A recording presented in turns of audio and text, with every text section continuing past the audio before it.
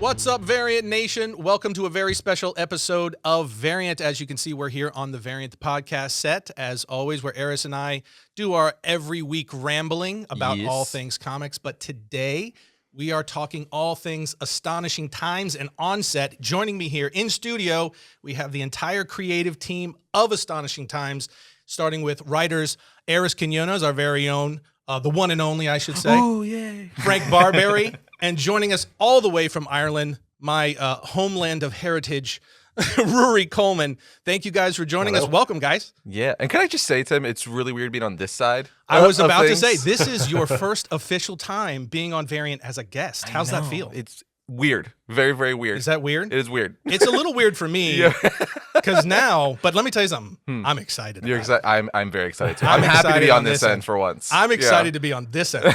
Oh, great. Because Arris doesn't know the questions. Great. He doesn't know. We're going to be getting deep. We're going to let we're going full psychology on Arris. You guys are going to be helping me out. We're going to be figuring out what's going on with this guy. Is that what this is? That's what this is. I didn't want to tell you because I wanted to be a fresh, but it's an intervention. Intervention. It's an intervention. No. This isn't really about Astonishing Times in the end. No. Long con's been worth it. We got here. Arris, I'm actually a licensed therapist. Oh, man. Oh, crap. A lot of things you don't know. It's like my wife and kids here. They're like, pop out. We're going to bring them in one at a time. Yeah. We're going to bring out a really dark version of This Is Your Life. We're going to bring out your secret family. Why don't you love me? And I want to say, speaking of family, I want to congratulate Ruairi. He's a dad for the second time over. Just recently had a new little bambino. How's that? What's that life like? I'm still. It hasn't fully hit me yet. You know, once I wake up from the exhaustion, I'm sure I'll realize that my life is in ruins. But for now, things are going good.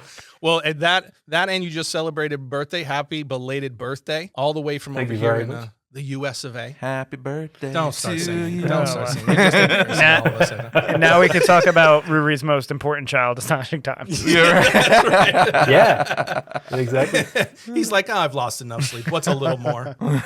Yeah. Sounds great. Well, guys, let's kick this off for starters. I want to kind of go through a little bit about each of you, and then we'll jump into the heart of the actual book of itself. So obviously, we've got Frank Barbiere. He's the veteran writer of the group, right? You've been around quite a little bit. Why don't you give us a little bit of a rundown of your experience and your bio?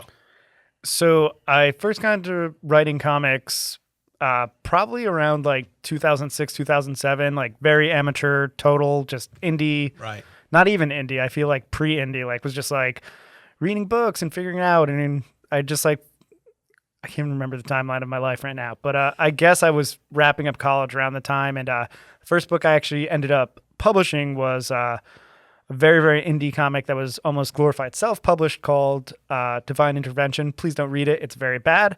But then the first real breakthrough for me, I did a book in 2013 called Five Ghosts, which... A phenomenal series, by the way. Thank you so much. My favorite thing you've done thus far. I was for Astonishing Times. I was going to be like, whoa. Astonishing Times. But actually, that was also with colorist Lauren Affey, who's joining us for Astonishing Times as well. But from there, that book came out in Image Comics, and I was lucky enough to use that to kind of transition to being a writer for a full-time writer. And I just worked everywhere and anywhere I could over the last 10 years or so. And actually recently transitioned to writing for video games as well. But I still have been working on comics slowly and surely. And I'm really excited because Astonishing Times is my first book kind of back to the main market. So It's been a long burning passion project, and happy to be back.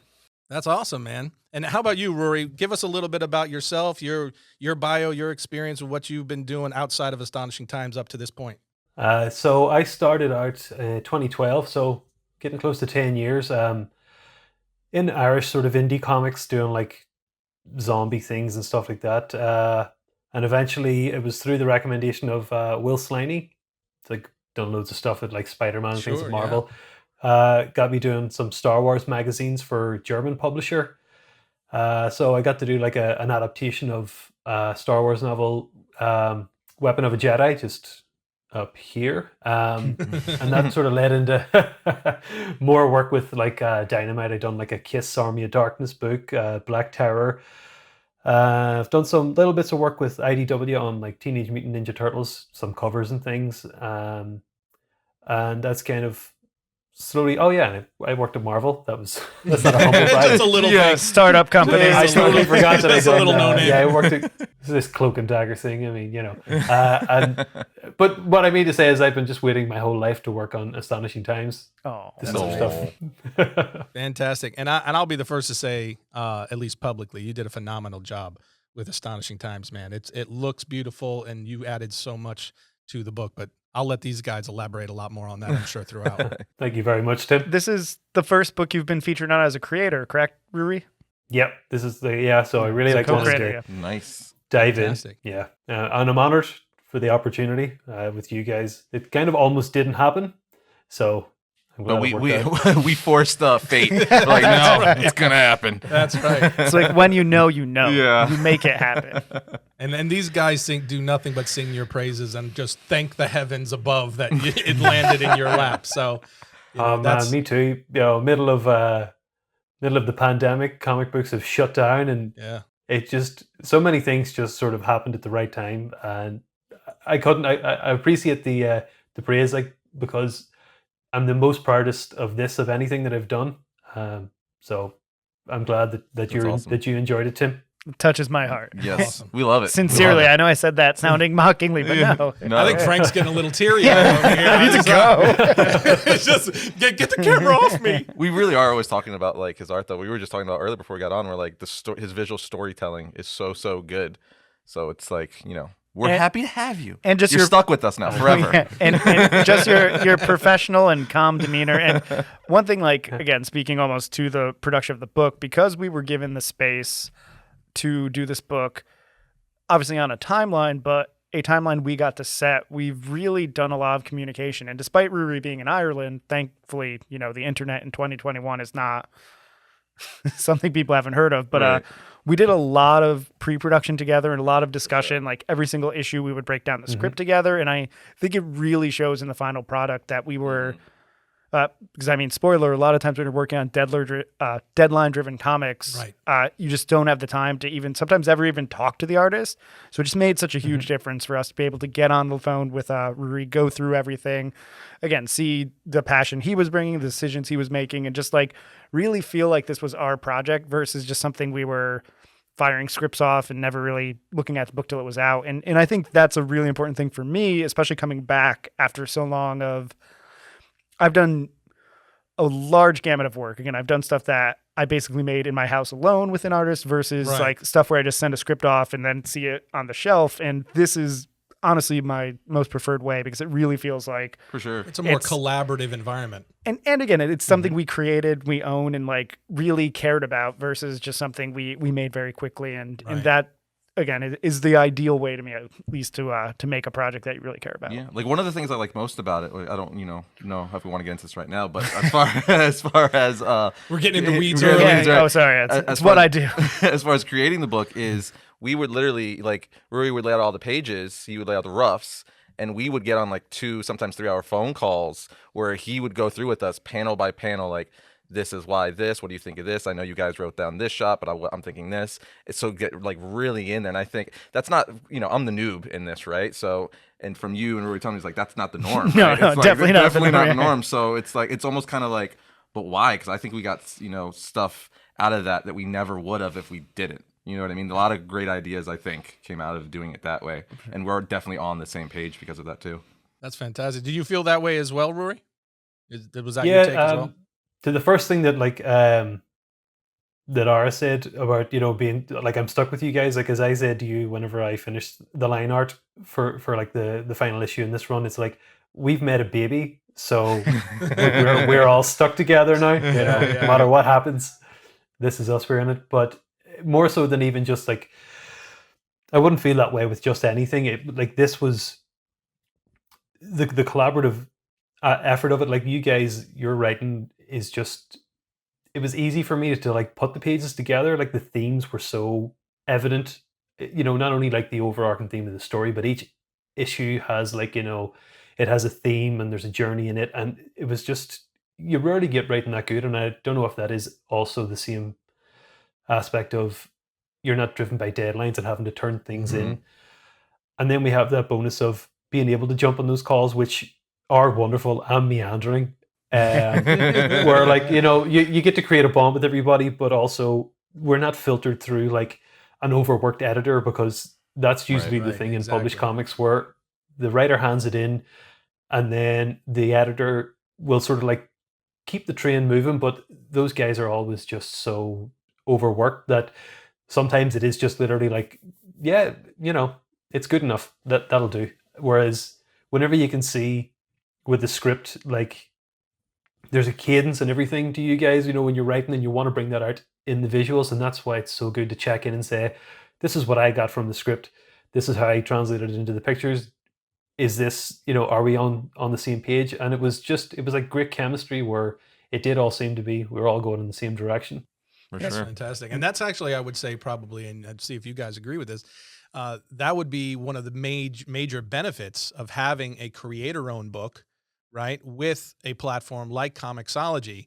And one of the things I want to emphasize that we didn't talk about right up front, or that I didn't mention right up front that I should have, is that this is a ComiXology original.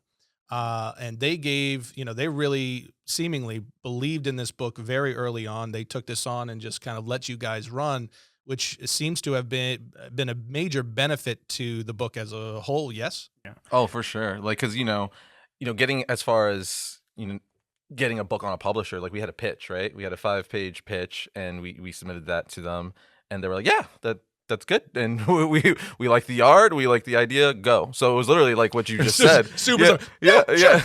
I guess I kind of making it seem easier than it was. Well, but it's fascinating because coming from the background I've come from, which was really starting at Image Comics, and definitely Image in 2013 more so than now, and still now, is what people don't realize is like Image doesn't provide you an editor, doesn't provide you like how to make service or how to make comic services or anything. Once they agree to publish a book, you basically do it, turn it into them. They'll do like pre-press and prepare the files, but like you need to make the book and send it to them. So a lot of people who are trying to break into comics, obviously Image is a really cool company, but simply aren't ready. Like had I not self-published a full book and learned every single part of the process, I would have just been thrown into the deep end and failed. And bringing that to ComiXology Unlimited, a lot of people will, when they do creator own stuff, hire an editor, hire some production people. But I just feel very fortunate to be in the position I was, where I'm like, you know what? Like, I feel like we can handle this ourselves. Like once we started talking at Ruairi, like we're all on the same page. We were able to get the same schedule together. And like, I think editors are great, but for my stuff, like I feel like I've reached a point where I know how to get what I want and don't need someone else to help pull that out. And, it's just so refreshing to set our own cadence to do that. And it's not even like someone interfering as much as just like, oh, we clearly are all on the same wavelength. And I think Ruairi, even early on, like when you do approach an artist, and the origin of this project was obviously Arris and I got together first, and we really talked out, figured out the book. There's always, and for me, it's always the most awkward conversation, because it's only an email of like, hey man, like want to do something with us? I'm not going to talk about money right now. I'm not going to talk about things, but like, well, I remember you were the one who found Ruairi first. You're like, I think I got this guy. I don't know, but we're gonna reach out and we're gonna see.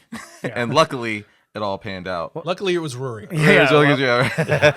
I try to be as transparent as possible, because I've made comics before. I know what I wouldn't want. I know what I would want. But the thing that was refreshing, I feel like Ruairi, even when we initially started speaking and we said, oh, it's gonna be an original superhero thing, but here's why we want to make it different. Like, even pitching artists forces you to like figure out how to talk about the project in a general sense. And I was just so happy that Ruairi, I think you immediately picked up on the things we were trying to put out there. And it was nice to hear you bring them back to us and have you be excited about that, because there's a lot of different stories people can tell, even with superheroes. And for us, we were definitely being a little ambitious, and we wanted someone who was going to pick up on those things. And again, I'm very happy it was you, Ruairi. So good job. No, again, like what sort of happened was, you initially emailed me, Frank, and I think it might have been like a week or so after I didn't see the email, because Google put it into like, that weird folder that it has for promotional stuff, like I don't, like try Squarespace and all that, and it was in there, and I was like, God. And in retrospect, I shouldn't have tried to sell you a subscription service in my email, but and I emailed you back, and you'd actually got, I think you were already talking to other people, and I was like, I lost this. And then it was like another week later, it came back and I caught it that time. And actually didn't know that part. That's funny. Yeah. As far as you thinking that, like, I didn't know. It's done. They got someone else. Yeah, that's sometimes that happens. Sometimes you're offered work and you're like, yeah, and then you just don't hear back. You're like, I think I'm working on something, but the guy, I said yes.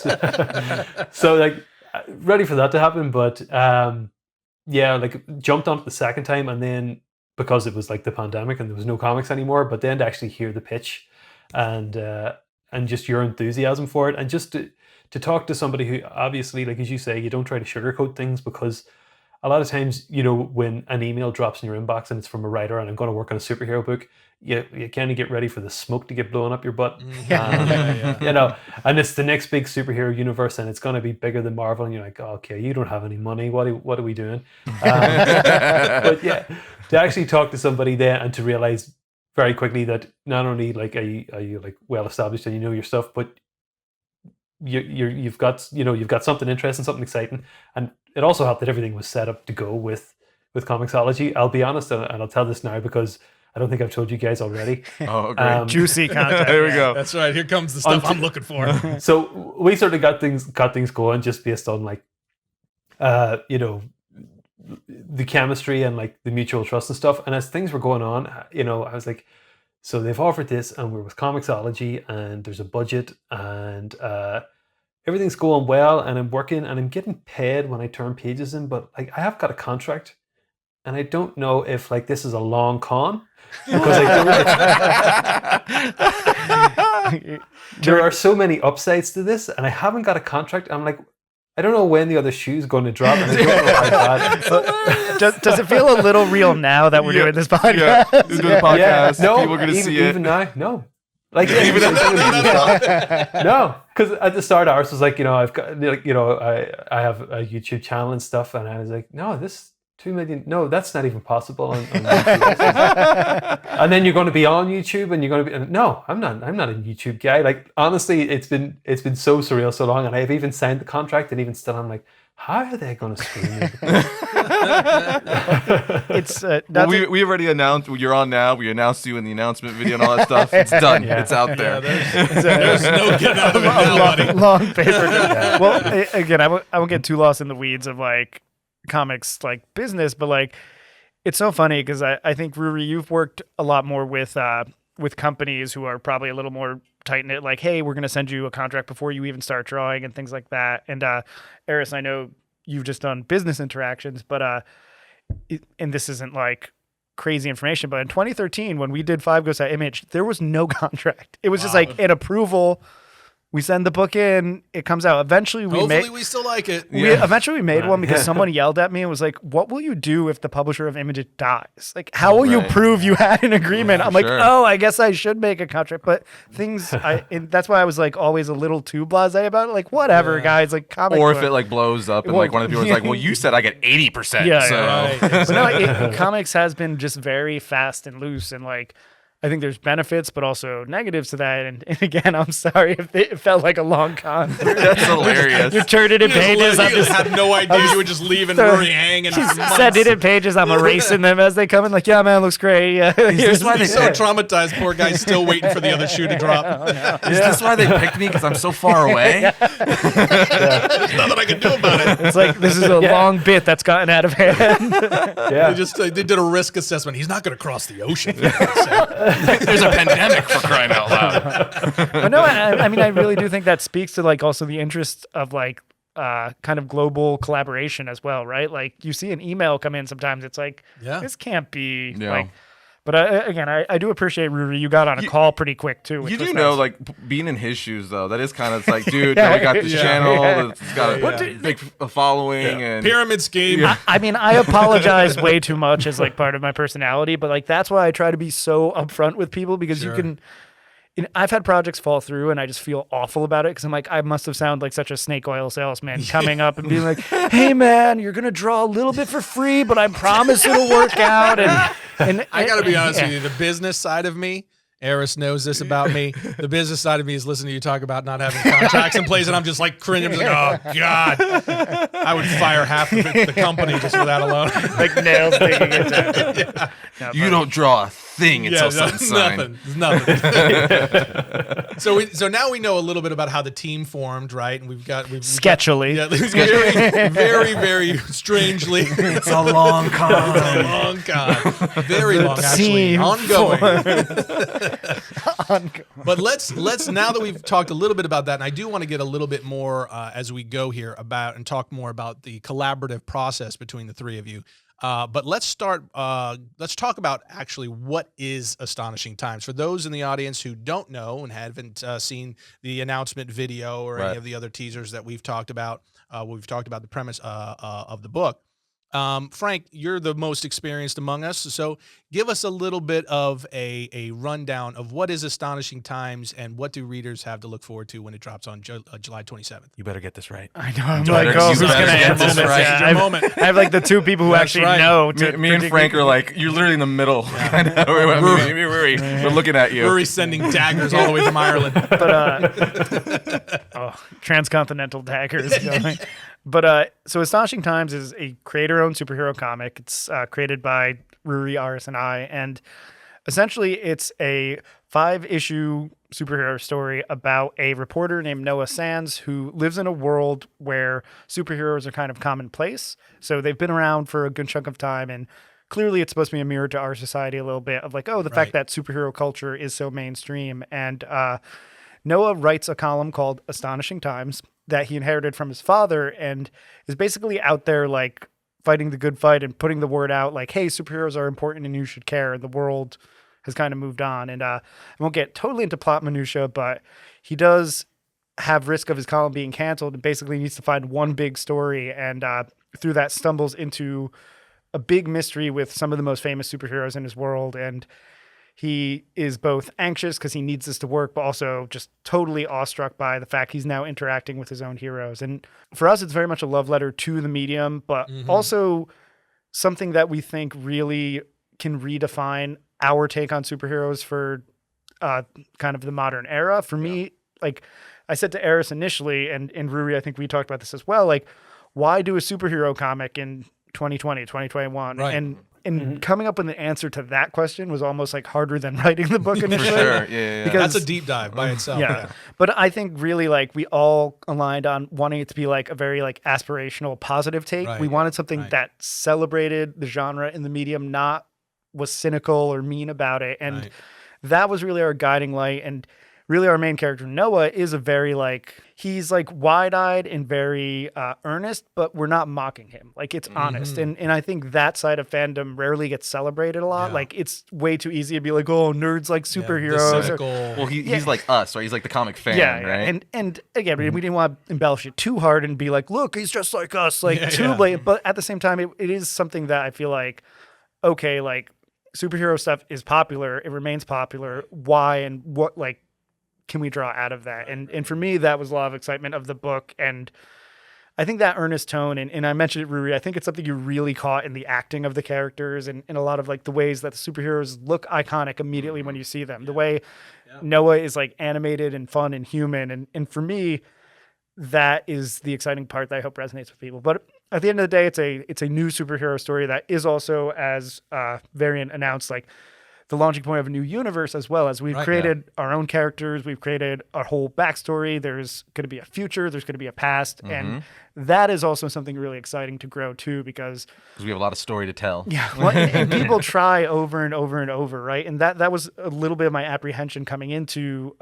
my first talks with Arris of like, you can tell when it's faked a little bit, like when people just want to make IP, when they want to just make new characters. And we spent so much time working together, then working with Ruairi to make sure like this stuff all had a point and a purpose. And I really hope people can see that this is a book we care about and has something to say like that we think is important and that is like celebratory and fun, as well as being an interesting story. And again, isn't just like, I don't know, us trying to generate new characters for the sake of having IP, but something that's really passionate about comics. Well, I can say from the reader's perspective, as we've talked about already on the show, I've had the pleasure of reading all 5 issues. of the book, and it shows. One of the big We're things done that here. comes Thank across. you. Yeah, now I'm ready to go home. But for me as a reader, this is one of the things that I'm excited about as far as even collaborating and working with you guys on promoting the book on this side is, and Arris and I have also talked many times on the show, I don't say things that I don't mean. I have a long track record of this. That's for sure. That's for sure. So when I compliment him, he's like, wow, he means that. I really did nail it. I got that one. It's like a Make-A-Wish thing for us, like helping Arris earn your approval That's finally. exactly right. Will this make you love me, Dad? Thank you, guys. Thank you. We did it. It just took 2 other people to make it happen. Well, one of the things I told Arris very, very early on in reading the issues was one of the things that came across to me, and this is also a big credit to you, Ruairi, in your artwork that you've done on the book, is it just there a golden age vibes just jumped off that page at me, which I absolutely loved. And I'm curious to see once this rolls out how if the audience reacts in a similar way. It just had those notes that just make comics fun, and the reason that I think really launched why we love comics in the first place, and it had those notes to it. So that's a big kudos to all three of you. That was very much intentional too, because it's going kind of reverse engineering that, going back to like the beginning of even how I don't even think Ruairi knows this, of like how the concept came. I just told you this recently actually, of how we came up, eventually landed with Astonishing Times. Like years ago, I basically when I was sick, I had like a fever dream, as I say. Right, yeah. I legitimately had a fever, and in this dream, it sounds like I'm making this up. This is real. I came up with this concept. I was laying in bed. Yeah, and right. an alien took me. I came up with this concept for a book, and me and Frank have been talking about doing stuff for years, even at that point. And then I was like calling him up and like, "Yo, okay, finally got this idea. What do you think?" And that idea is not what Astonishing Times is now. Right. But we went back and forth for a little while. It evolved, became the thing we wanted. But we eventually landed on Astonishing Times, which is kind of to what you were speaking of, like that really classic, like to put it, I guess, so basic would be like our love letter to comic books, where it's like we wanted something timely. Like, why do people like superheroes? Like even like little kids, you kind of just, why do they gravitate towards heroes, right? And I would say we personally feel it's because like there's something to strive to be. They're like a symbol to be better, right? Like where not everyone's good, but we think most people want to be good, or at least want to try to be good. Like given the opportunity, and kind of like, superheroes are like that thing that's like, hey, yeah, come over here, be a better person. And I think what summarizes our books, it's actually one of the lines in the book. We've said it before. I think we said it in the announcement trailer. Would be like, we look up not for a hero to save us, but for the hope of a better tomorrow. Right. And that's like a line that's one of my favorite lines of dialogue we have in the book. And I'll probably keep saying that as we talk about this book. But it's because it just encompasses it so well. And then even the title, that was really hard. Coming up with the title, when we eventually, we went through a lot. It was funny because I would come up with a lot of names. He's like, maybe that's good for a story arc, or maybe that's like this, but not the title of the book. Ruairi, when we approached you, did we have the title as Astonishing Times yet? Yep. Okay, Yeah, so there was.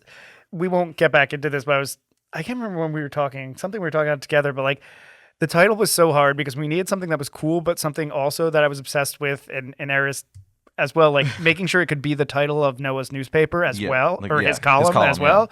So we're like, we would find these cool titles, but I'd be like, but that doesn't sound like a column name. And like, it's like, oh. There was a few, because we would do it through text, right? There were some times where I'm like, oh, he's going to love this. And you'd be like, no, I'm like, I would tell my wife, I'm like, but that one, I think that's so good. Fine, we have to agree. Okay. And listen, I've said it in other places too. Like, I had been very burned out from years of freelancing. I had started working in video games as kind of like a reprieve as well. And when Arris was really getting into this with me, and I was just very jaded and like, sorry if I was a buzzkill, but as years of doing anything can do. I was Noah. I'm like, I got this awesome idea. There was a point where I'm like, Arris, we need to table all this discussion for 6 months until I go on vacation. And then like, when I came back, we did start talking, but I was just like, give me like, I gotta go to Japan real quick, and then like, I gotta go to Japan. That's legit. That's real. I was like, you make it sound like you're going to Kroger.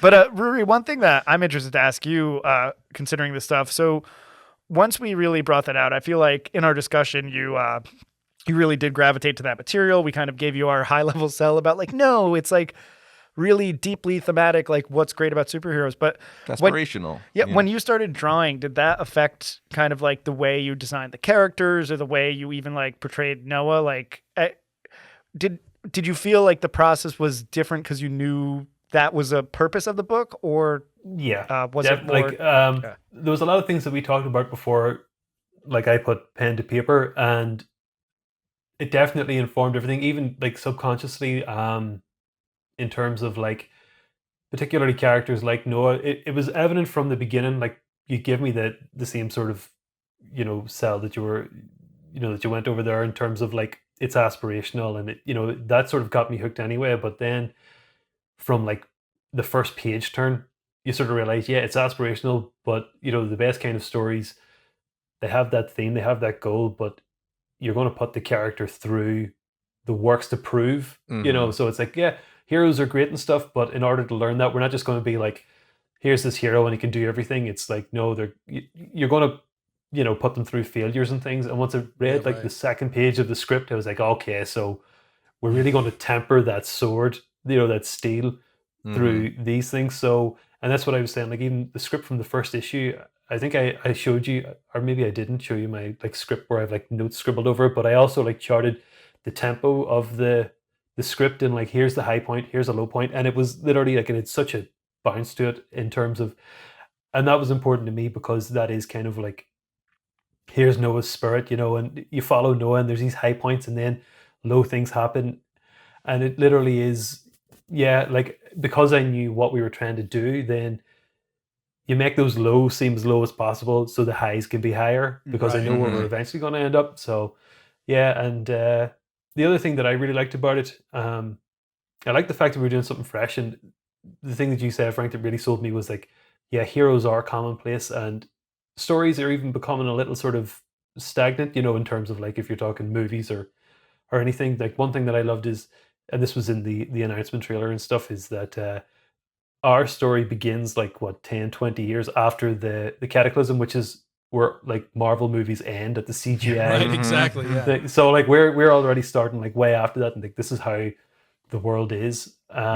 So things like that got me in. But then when I started to like learn about the characters and they're complex and things, and that's something you can't really tell with like serialized superhero comics, because eventually like Peter Parker has to come back to Peter Parker, like that. Exactly. Whereas like we're going on a journey, and even that, then when you're telling the story, and again you have the same highs and lows, these characters are growing through these things. So that comes down to like the acting and how you frame certain moments, because sometimes superheroes can look very triumphant, but unless you show them like broken down and defeated, or there's a lot of different things that if you were just reading the script with no context, you could tell a very different story, so because we were constantly checking in and we knew what we were doing, then it was all informed just by you guys, really. Going back to what you were talking about Noah, I think it's funny, like when we would turn him in script pages, going back to the up and down, he'd be like, man, you guys are really putting Noah through the ringer. Like,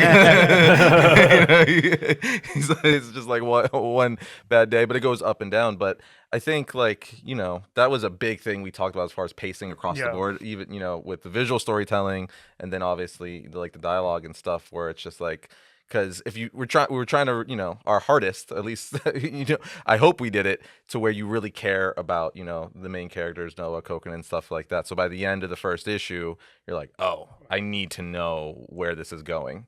It makes me think though, like, because I've had a very interesting just like journey as a writer, and again, I'm always learning, always pushing myself, and I started out as an English teacher, and I got really into the study of writing, and I teach writing when I can, like at colleges, and like I think it's really, really fascinating because it's taught.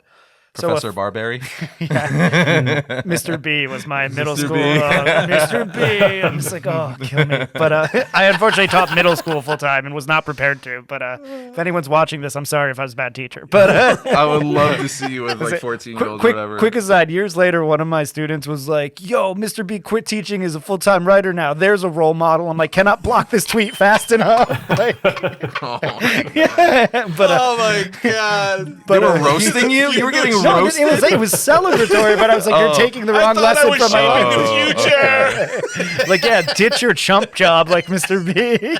But, man. Wow. But I will say, back to all seriousness, so I'm a very craft-oriented writer in the sense that, like, I think writing is something you can actually teach a lot more than is done typically. Like, a lot of times it's just like, a lot of times it's just like workshop, and people just like, well, write something and we'll talk about it. And Arris coming to me, and Arris is obviously a hugely creative, intelligent person. And again, you've worked here amongst Film Riot. I'm sure you've seen scripts before, but I was like, Arris, I got to tell you up front, like, I'm a huge jerk, and I think this is done one way and it's done right. And, but truly for me, it's really important to think about pacing and things like this, especially like, at this point in my life where I've written hundreds of comics, and some have been great, some have been bad, and you learn from every single one. Absolutely, and that's one thing I love about at least the grind of being a full-time comics writer is you produce a lot. Like, much like TV writers, you don't spend years on one thing, you have to produce. And the most important thing to me is that push and pull, that up and down. And it was so great to have you resonate with that, Ruairi, and really pay attention to it in the scripts, because even the best written script, if the artist doesn't bring something to it as well, will feel stagnant. And, and truly, your storytelling with that and understanding that, I think, is part of why we've all vibed so well, and why the book like reads as well as it does too. That's fantastic. And for you, Arris, this is of course, this is your first outing as an author, right? Yep. So, in shaping this story, what was that like for you? We've talked a little bit about the process, the collaboration between the three of you. But what was your mindset going into this story? What was your kind of inner workings as you were kind of learning the ropes, with Frank and trying to build and building this story? What was your excitement level? What was your mindset throughout? Well, I think I was extremely excited for sure. I think Frank it was the excitement I needed. I think at one point you're like, you're relighting the fire. And I would just let it burn out every night after that. Arris, get me excited again. That's what the fresh blood is for. Yeah. But, I straight up told you, because obviously, I've written things, but I've never written a comic book before, right? Especially for like, a legit publisher or anything like that. So I was up front. I was like, yo, Frank, you're going to be my Yoda. Like, I'm going to be like Luke in Empire, and you're going to be strapped on your back. I'm gonna doing handstands and stuff like that. So, I think it worked out though, in the sense where you're like, all right, well, we agreed on like an idea, right? As far as like what the book was going to be.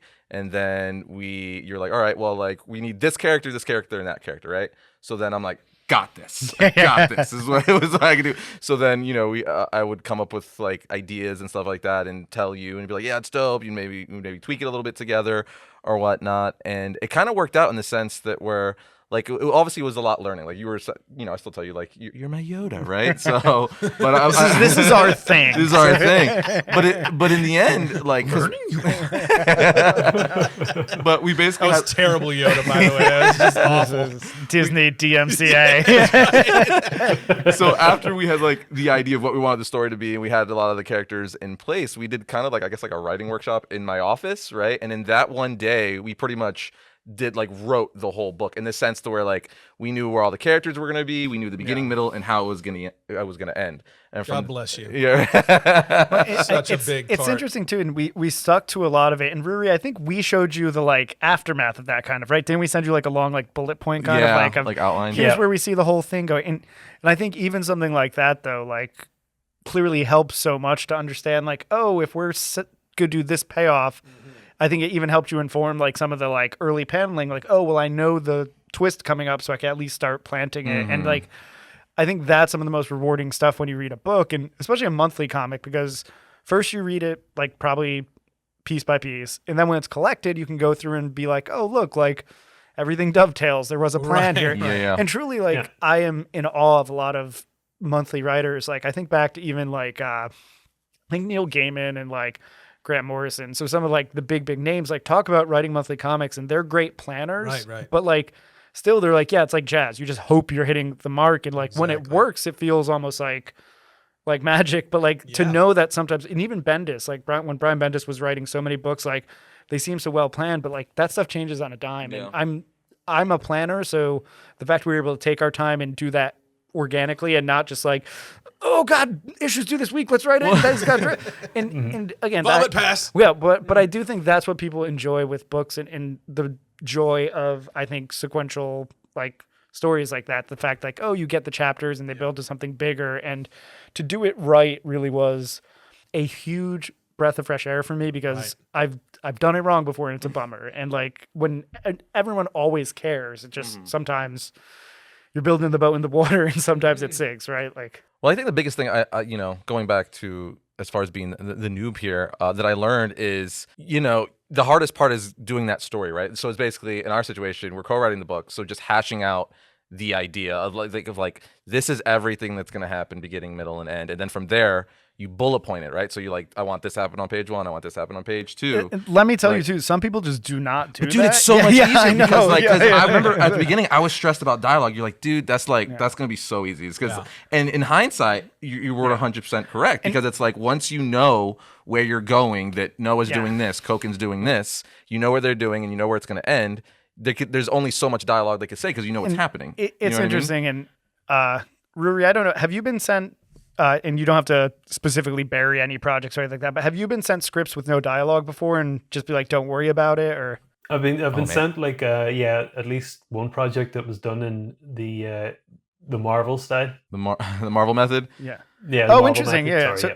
So real quick aside, Marvel method, and Ruairi, if I butcher this, correct me, but like, is typically the writer will write a plot, not a script. Right. So they'll write like a few paragraphs, even sometimes, like, okay, Dave walks into the bank. Dave gets confronted by a bank robber. He foils the bank robbery. He goes home. He sees Helen. Helen bakes him a cake. Right. They watch a movie and they go to sleep. And they'll hand something like that to the artist, and the artist will have to then break that down. And which is putting all the work on the artist pretty much, because they're writing and drawing at that point. Almost, some people love it though. Like, did That's you? what I've heard as well. Did you enjoy working like that, Ruairi, or was it? Mine was slightly more structured in that I did have like page breakdowns, but not necessarily panel breakdowns, and very little dialogue. Might just be like, such and such says something to the idea of da da da. But when I first got it, I was like, is this a first draft? Recent thing. And then I sort of realized that, okay, we're going like Marvel method, which I'd never done before. But it is because I'm like, I don't know. Like, I understand the things that are happening, but I don't know why the things are happening. I don't know what this is leading towards. I don't know, what anybody's arc is. And especially, when it's in the serialized format, you get a script and then you get to the end of it and then you get the next script. And it's like, if I'd have known the stuff in issue 2, when I was doing issue 1, I could have set some things up, which is one thing that we had, especially even like we designed sort of Noah, Koken, and Infinite at least before we started issue 1. And Gold Rush, I think too, because I think I was saying because he's on the first few pages. So yeah. Spoiler. Yeah. He's in the teaser. Yeah. We were we had those, but not only were we just like there was actually very little discussion of what they were going to look like. It was like, this is the power set. But it was more so, especially with like guys like Koken and Infinite, it was more about their character, what they were like, and what was happening with them in the story. That it made designing them a lot easier, but it also made telling their stories, because then I knew from the beginning, before, like when we meet, say, Koken, before he does anything, I know his character. I know I know how he's going to act and how he's going to move and how he's going to treat people like Noah.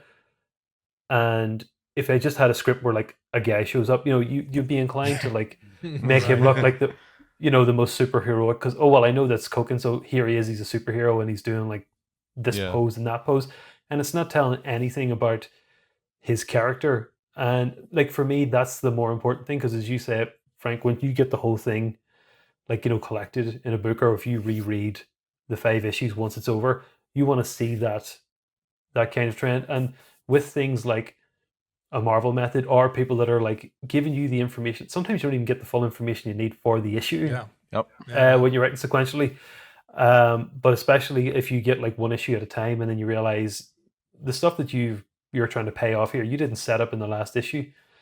That happens a lot, so like, this is why, once again, this is my best experience that I've had working on comics, just because that love of the craft is there, and we were all on the same page. As far as design goes, we would only give him like, I think for Infinite, the only thing we had for Infinite is like, we want dreads. It's like, just, whatever you want, we want dreads though. Yeah. In addition to that is, when it comes to this humanity, it's like, what are some of the challenges of separating, a character like an Infinite or a Koken, who are, as you guys say, the Superman and the Batman of this universe. So when you're kind of going through your process of creating these characters visually, what are you thinking of, what was your process of going through and saying, how do I separate these from these iconic characters that everyone already knows and loves and has been around for 80 plus years? Well, with someone like Infinite, I kind of want to, like, the thing with Superman is he's kind of like, he's the schoolboy. He's all about ethics and stuff, and it's all to me is a very academic kind of idea of like what it is to be good. Whereas like with Infinite, for me, he's just all about soul. He goes off his instinct, but his instinct is always about like do the best thing for the most amount of people. Do the right thing as much as possible, but also just like some of the things are even like the power set where like he gains his powers from life, and so like that's just a good vibe to me. So not even like how he looks, but like how he carries himself, versus like a Superman where again there's the iconography of like the square jaw and stuff. It's like that's a very different vibe to me than, so like I was coming from the soul of the character first to be very wishy-washy about it. Infinite was one that I struggled over probably the longest because he has the most impact on the story in terms of like he is essentially Noah's idea of what a superhero is, and then everything because we see the book through Noah's eyes, then everything's tempered from like that one. When you look at Infinite, you're looking at like Noah's lens on the world, and then from there, then you go to like Koken, who's kind of not exactly like he's he's shadowy, he's complex. I mean, his face is a demon, so then you kind of go that way. And because then I think he's the one we would risk the most parallels to Batman. It's like, well, let's just go right off the reservation on that one. And like, yeah, right. I think the words I got on that one's he's a cyberpunk samurai. Cyberpunk samurai, which samurai. We've covered. So then, and then it's sort of backstory about, I think you covered some of his backstory in the launch video, but not all of it. But like the demon face came from like his past, from things that happened to him. It's like, oh, you're like just, I don't know, I don't want to say it too much, like, but you're like the demon of vengeance. Yeah. So you have demons in you. Yeah, I feel like so here we go on your face.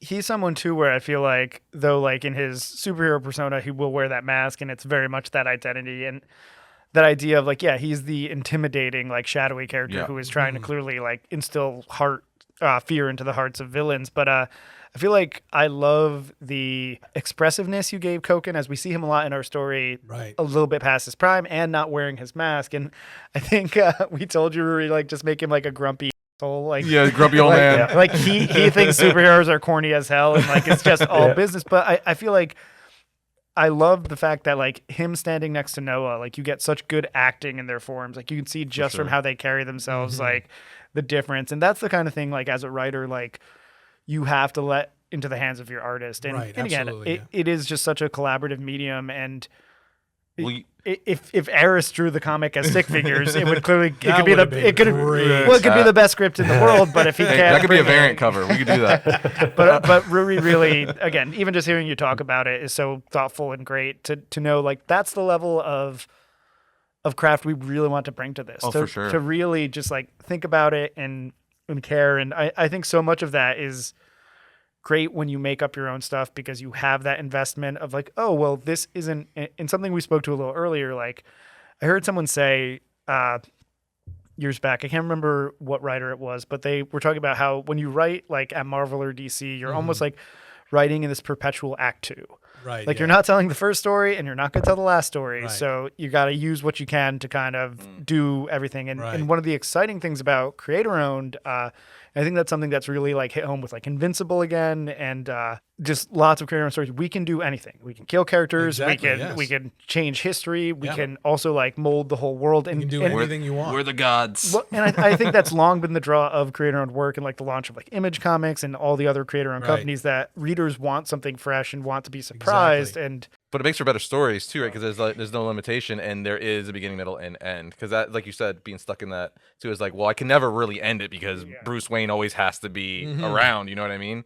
So you're kind of stuck in there. But going back to the design with Koken, that was the one I was most worried about. You know that I was like, because like I don't, because you say cyberpunk samurai, so you automatically. There's a lot of bad versions of that. Yeah. There's a lot of. So you're like, to be honest. So I'm like, I don't know. Tim even knows where I was like, I don't know, like this is gonna work because I was really worried about that one forever because Koken, as far as the character we created, that's my favorite one. That's my personal favorite out of the bunch. So that was like he's like my baby, I guess, in that sense. I'm like, this one's got to be right. But Ruairi like knocked it out of the park because we gave him like the lure of it, like, hey, this guy deals with like anger issues. Like Koken he's like the head of this secret army. He's not that's not like just his name. He's like it's a title that he has.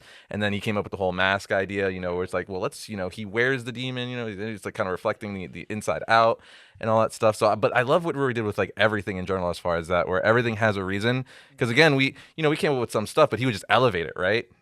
So even with like Medica, where he'd be like, oh yeah, but she has the defibrillators because of this on her costume, and she has like those things in her hair because of this, and Koken's sword is here because of that, and just all it's like, yes, that works, that works. And I could tell Ruairi you were having fun as well. And that's as a collaborator and co-creator, that's so important to me because you want to be on the same page, especially like.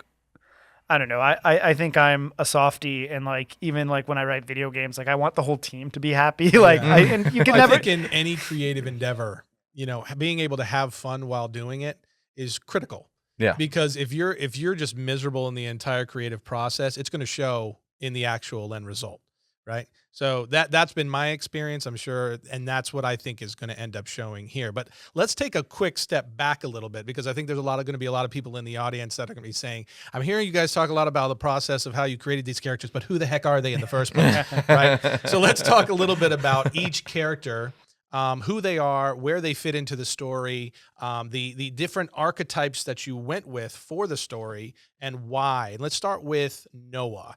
Okay. And since I feel like Noah is closest suited to Arris, give us an idea of who Noah is in this story and why he's important. So Noah is pretty much, the comic fan or the audience in this book, and he's extremely important because we follow the whole story through his eyes. So we start with him at this point, and then we end with him at obviously a different point.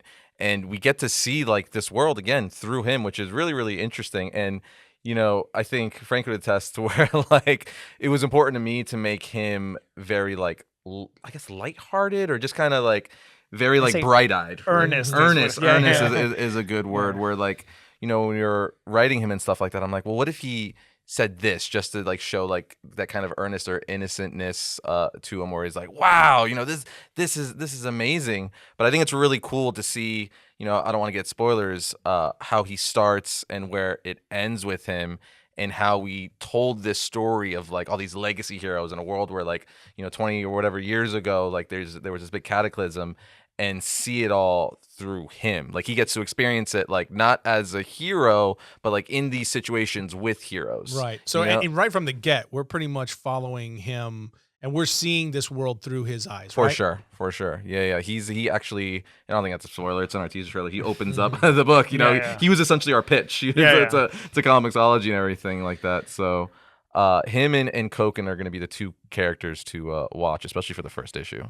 And they have the relationship between Noah Sands and Koken almost kicks off right from the beginning of the story, right? And because I promised all of you that I was going to bring you as much as we could, so Frank, give us a little bit of an idea of who Koken is, his relationship with Noah. Can I speak to Noah real quick as well? Yeah, absolutely. But one thing that I always appreciate about, I'd say, a lot of manga and anime is like, I feel like in America, we've gotten to a point, especially with superhero comics, where everyone wants to be cynical. Like to be seen as being earnest or excited is very immature and like, it's like frowned upon. Yeah. And again, it's a hard ground to cover, especially for this book, especially a character like Noah, where we want it, like all the characters, but with Noah, we want him to be earnest, but not a parody. Like we love the genre of superheroes. Our audience loves it. And yeah, like it's changed. There's stuff to criticize, but like we wanted a character who unabashedly was able to be positive about it and not be overly corny, not be silly. And he learns and changes over the story, but I will spoil and say from the beginning, it's not that he learns to hate superheroes, right? Like that. We're not tearing it down. And I think he learns a lot of like importance about like where that love comes from and what it's actually good for versus maybe ways that haven't been as productive. But I think something like My Hero Academia, like Deku is probably like 1,000 times more earnest than we are. But like when I was watching that for the first time, I'm like, oh, I love that they just let this kid be so in love with superheroes, and it's very like it creates a lot of empathy and connection. For sure, that's the more extreme side, like you said. Yeah, where like he would literally like tear up and yeah, stuff. Yeah. But no, I that really like without sounding like softy, like really like was affecting to me, and I was like, man, we never see that in American superhero comics. And we wanted a character who, again, there's an emotional attachment with his father having been a reporter as well, and I just thought that seems silly, but was kind of a fresh take to me to even begin with, of like, hey, like, why do we always make fun of people who like superheroes in superhero comics? And but to move with that towards Koken, I feel like that became almost our lens for like each of the characters. Like, we understand the archetype and we want to pay off the archetype so you recognize it, but then really get into that psychology and lens. And when we meet Koken, he is clearly a character who he's like Batman, like Rorschach in the highest level, not in the deconstructive level or like satire, but in the sense that he's a man who hasn't given up the fight. Like, he is past his prime, but he's still out there. He has a solitary belief about how he should enforce being a superhero and act against crime, and is very one lane in his mind, and his way is the only way. Yeah. And obviously it involves a lot of fighting and violence and just like vigilantism. That's what I'm talking about. And it's fun because like we also didn't want to make fun of that. Like, there's a lot of cool stuff about this character, and there's a reason that archetype is very popular. But at the same time, by pairing him with Noah, we're able to bring a lens to it of like, oh, what would someone who like loved superheroes think if they actually met someone like that? And there's a little bit of intentional and unintentional comedy and like odd coupling. And Ruairi, I think you did. That's one of my favorite parts. Like the relationship of Noah and Koken, I think, is one of the coolest things that we did as far as the dynamic go. Because it's kind of like the straight man and like, the goofy guy a little bit, where it's not, we're not doing any fun of him, but it's just very like, Koken is so serious. And he's like, would you shut up, man? Like, come on. We got to get the job done. And we wanted to make a book that celebrated the idea of like, oh, what would it be like to interact with your heroes? And I think we did manage to really tell a unique story that brings a lot of those familiar elements together, and I think goes in a direction people won't see coming. But building it from that earnestness, we wanted to deliver with Noah, as Arris was saying, like very earnest, very positive character. And with Koken, someone who's a little more like in the reality of it all. Right. We learned pretty quickly like that he's been in the mire. And he's trying to solve one mystery while Noah's trying to solve another, and like they are all going to collide. But Koken really was a delight, and we get to see different modes of him in the first issue. And I think Ruairi, you did a great job of designing like kind of just like old man Koken, we called him initially, and still filling him with life and power, but clearly showing that he is a little past his prime. Well, and you and I talked a little bit about earlier, because I was telling you that when reading especially the first issue, as you get to know Noah a little bit, I was getting little hints of Peter Parker, like a non-superpowered Peter Parker, right? So when you see Noah, this is a little tease for you guys out in the audience. When you see him and Koken come together and begin to work together, it's almost like if Batman and a non-superpowered Peter Parker had to work together. No, it's great too. That's the vibe, which is a very cool dynamic. And it's like Noah, it's not really spoiler either, but he has a family, right? He has a wife and a kid, so it's cool to see that dynamic too, where when he's out with Koken and stuff like that, he has something very real to lose, right? You know what I mean? That's like right. he's a family man, so I think that's a real interesting aspect, to be like this guy who loves superheroes and everything so much, and is now like thrown in the middle of it. It doesn't know how the danger's real. Now the danger's real. Doesn't know how to deal with it, but also he's like, one, I have a family, right? I have a wife and kid, and two, like, Dad, I don't want to let you down, like, because this thing I'm trying to do is for you to, like, let that legacy live on. And I've said you and I actually talked about it on the podcast just after the announcement. One of the things that I said is, and I told the audience, is that this story,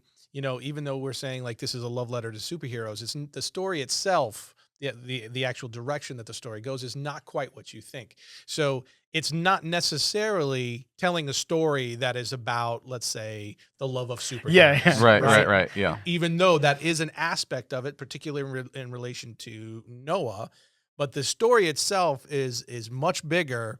And it's this murder mystery that, you've hinted at, that goes in several different directions. And there's many points where you're like, who are these people? And what is really going on here? Yeah, I think that's definitely something fun. And I was actually going to comment on that just the tease a little bit, like even in the trailer and, we tease the stuff, like it's still not going to be what you think it's going to be. Yeah. Right. And that's all I'll say. Right. Like, there's a lot of story left to tell. And Yeah. that's one of the exciting things is as you work your way through the story, is that you can tell that, there's a big foundation that's being laid, and there's a lot of story left to tell. Yeah. And I think for each individual character, even, not just the through line story. And I love how Koken, going, a little bit back to Koken too, how he's kind of like the gateway into this world, in the superhero world, right? Like, is the only reason,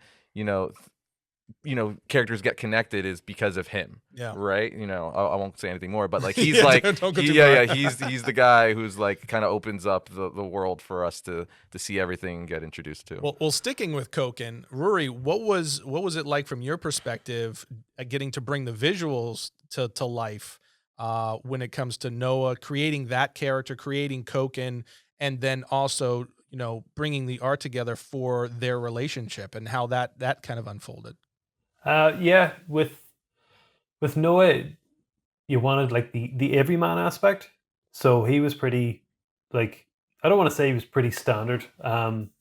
We also Yeah, right. It's pretty basic. But like again, you more wanted like his like enthusiasm and stuff to come through his body language. So there's no need to be too complicated with a guy like that. You did such a great job with that, by the way. Like a lot of the lines we would come up with is like, well, because Ruairi could like really sell that with the facial expression. Like that'll be really funny. Yeah. Like the thing, I think with the issue 1 script, I think I sort of like have a note on my like the printout that I have of like the scene with his family. Like that's the heart of this whole story. Yes. That's why he's doing everything. So I think it's. Right.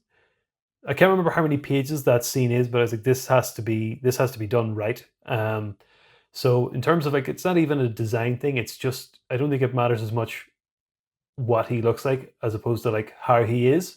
With Koken kind of like, he was probably the most interesting character design because not only did he have to be a foil, like a contrast of Infinite, like I was saying earlier, but he also has to be like the opposite of Noah at the same time. So a lot of that was down to, like, as Frank was saying, the instruction of he's just a miserable old jerk. To use softer language. Right. With this, like, the beard, like, all disgruntled. Yeah, like, all we can really see is like his furrowed brow and everything else is just covered up in old hair because this old man doesn't care about, like, how he looks. He lives under the mask. You still made him look cool, though, too, Ruairi. For sure. That's like, even his face and stuff, though, like, cause, again, I know with that direction, you could have just drawn, like, Walter Matthau or someone. Exactly. Because we see him a lot without, his mask or his helmet, so, and it looks awesome. And the big things with that is, like, to contrast him and Noah, I don't know if it's spoilery to, like, talk about the first time they meet. It's in the rain, and you can really tell from their body language. There's how you would want to look cool in the rain, and then there's how you probably look in the rain, and that's how we meet these two guys. Where like one's got his jacket over his head and he's huddled in the rain. Exactly, yeah. Like the cool guy steps out, holding a newspaper up as an umbrella. That's my hair. That's my hair. Yeah, and then the other guy walks out and he's just drenched and he doesn't care. And like that's from the moment from the start, I was like, this is their dynamic. You can sell it as much. Like just sell that. It was like, this guy's the cool guy. He's done it all. He's seen it all. And this guy's just amazed that he's getting to see all this cool stuff. You're right. Exactly. It's cool. And it kind of fueled us too, right? Like even once we, got the pages back for issue 1, we're like, oh yeah. Because we now like we think of it, but seeing it, him bringing it to life, then we're like, oh, you get a better feel and a better grasp. And it kind of evolves a little bit, So that was really fun. And that's one of the things, like, I know we talked about, like, the initial plot was very in stone because we worked so hard at it. But little moments like that, I feel like we were able to pay off a lot once we saw like what Ruairi was doing and like the way, like, I think that dynamic you really discovered with the physicality of it, Ruairi, like the like almost comedy of their body language and not so like absurd, loud comedy, but like we have lots of good reaction moments where Koken and Noah are both reacting to the same thing, but physically like presenting very differently. Right. Yeah, it's always like not giving anything away, but like an example that's not even in the book, but like something happens, Koken's always looking forward, and freaking Noah's like freaking out in the background. Well, sticking with Koken, what was the inspiration for the cyberpunk samurai? Where did that come from? It was kind of just something. Well, I personally knew when I came to, I wanted it to be samurai for sure. I was like, samurais are just dope. You know, there's a lot of lore there that we could pull from. I know, I certainly appreciate it. Yeah, and use it in there. And then it was kind of like, well, how do we make him different? Because he's already like this, you know, he's our Batman-esque character, I guess you could say. So it's like, all right, cyberpunk, like that's cool because it's like a samurai cyberpunk. I'm sure it exists, but you know, at least not the way we've done it. And it's just, you know, I thought that would just be really, really interesting. And then it was kind of fun from there to like knowing we want this type of character. We're like, well, what would this character's backstory be, right? Like, where would he go from there? So, like, he's a samurai, right? Like, how does he land there? Right. How does he land with having like a robotic arm and leg and being like this samurai, future samurai character? So it's fun to like go back. Well, it's like maybe he has like anger issues, right? So he goes all around the world, and he's like, you know, to focus that, not because like he lost anything or anyone in his family died, but he's just like he gets set off at the hat, and that causes like a lot of bad things to happen in his life because he's a hothead. So he tries to channel that, and he eventually ends up, you know, at the secret society in Japan that he learns through, you know, whispers here and there. It's like, yo, you want to learn something, you want to channel, like be the best of the best, you know, like lethal weapon in the world, you got to go to these people, and XYZ reasons he gets in there, and he becomes the Koken, the leader of this clan, if you will, and that is the name. Koken, right? Like Koken, the Koken is representative of his position. Yes, amongst this group. It is a title you earn, so it's not like, you know, like Infinite is just his superhero name, or you know, like Spider-Man would be his superhero. Like Koken is like there could be multiple. He just was able to become the Koken. And that kind of speaks to the next part, Ruairi, which I believe you had the most to do with, which is his actual look, his weapons. And developing that out, what was the inspiration for the overall look of Koken, which in my opinion is just one of the coolest aspects of the entire book, is Koken's look and the weapons that he used. Could you kind of give us a rundown of all of that? Yeah, I think the thing that I wanted to sort of like merge to get away from just entirely going like, you know, Japanese and the samurai aesthetic was like, yeah, he's American, so we can like work in, you know, military sort of material as well. So it's kind of like, yeah, he's got his tactical material like samurai too. SWAT. Yeah. Like that, like especially, you know, get him like not necessarily a flak jacket on top, but that kind of look, and add sort of flourishes like that. You know, make him baggy in places. It's also about the silhouette too. You know, I want him to look imposing and put things on him that make him look bigger, and like. It's the thing that you get from like, you know, SWAT, you know, there's just all this stuff, and you know, like I'm going to use it all to kill you, and that's it's like, how can I start out with the silhouette, and I'm like, right, I wanted, you know, the big shoulders and stuff, and then where can I add things that look dangerous? And it turns out to be kind of like, you know, you make things difficult for yourself, because then I have to draw all these different bits and pieces. But I think that the cyberpunk aesthetic at the minute is very much that. You know, it might be like simple clothing, but then there's just satchels and tech hung on everywhere.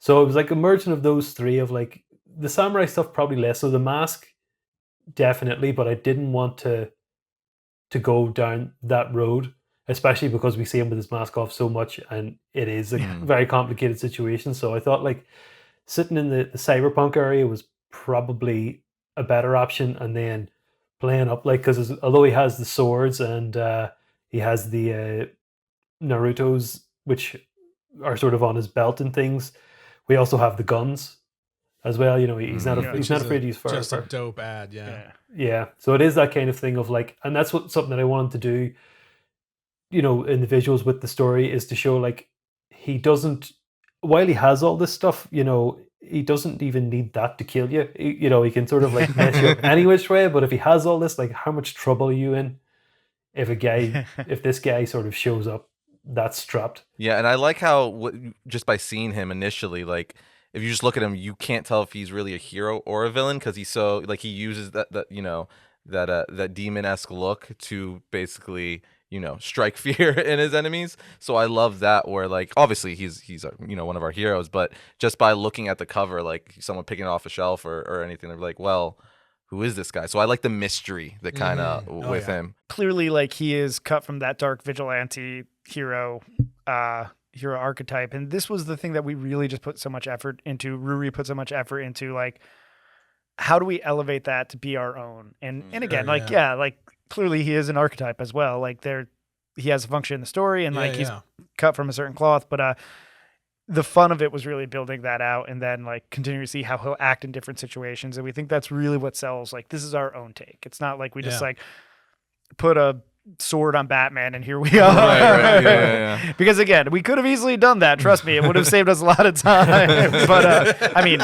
And a copyright lawsuit, but it is. But it is the kind of thing where, like, again, I talk a lot about how you actively use inspiration to then create your own thing, because I think the amateur writer, a lot of times we all learn by kind of copying what we like, and to grow from that is difficult, but comes over time. Of that, like, oh well, okay, like, what do I have to say about this, or what am I actually interested in, and how do I reflect that in the character? And for me, like, that's been a lifelong like process with writing, and something I started to learn even at Marvel. Like, I was very fortunate that the first thing I wrote at Marvel was a Doctor Strange story, and that is one of the first things I wrote where I felt just like so confident. I'm like, okay, like, what do I think about this right now? And like, I was so fortunate to work with an artist named Marco Rudy, who painted the whole thing as well. And it was just a beautiful piece, but something really clicked for me when I wrote that, about like, oh wow, like, this is a platform for me to kind of say what I think about this character and not be overly didactic, but like,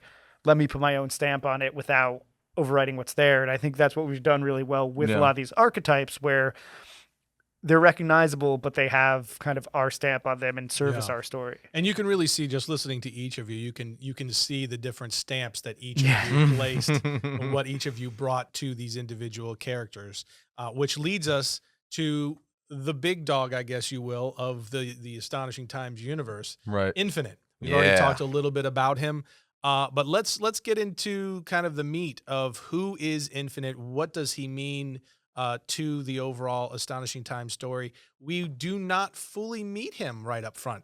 No.